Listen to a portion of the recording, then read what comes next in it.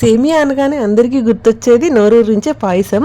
ఈ రోజు ఈ సేమియాతో సేమియా పులిహోర టేస్ట్ చేద్దామా? స్టవ్ పై ఒక బౌల్ పెట్టి బౌల్లో 3/4 ఆఫ్ వాటర్ పోసి అందులోనే 1/2 స్పూన్ పసుపు 1 స్పూన్ ఆయిల్ వేసి రోలింగ్ బాయిల్ అవ్వనివ్వాలి. సేమియాని నేను చూపిస్తున్న బౌల్ తో 2 బౌల్స్ తీసుకున్నా. సేమియాని రోలింగ్ బాయిల్ అవుతున్న వాటర్ లో వేసి 2 మినిట్స్ కుక్ అవ్వనివ్వాలి. నేను తీసుకున్న ఈ క్వాంటిటీ 3 మెంబర్స్ కి సరిపోతుంది. 2 మినిట్స్ కుక్ అయ్యాక సేమియాని కుక్ అయిందా లేదా అని టెస్ట్ చేయాలి. ఒక సేమియాని తీసుకొని 2 ఫింగర్స్ మధ్య మెల్లిగా ప్రెస్ చేస్తే రెండుగా సెపరేట్ అవుతుంది. నెక్స్ట్ వెంటనే స్టవ్ ఆఫ్ చేసుకొని ఇలా జల్లి గిన్నెలో వేసుకోవాలి. ఎక్కువసేపు ఉంటే ఓవర్ కుక్ అయ్యి మెత్తగా అవుతుంది, పొడి పొడిగా ఉండదు. జల్లి గిన్నెలో వేసుకున్నాక కూల్ వాటర్ పోయాలి, బికాస్ ఇందులో ఉన్న హీట్ కూడా కుక్ అయ్యి మెత్తగా అవుతుంది.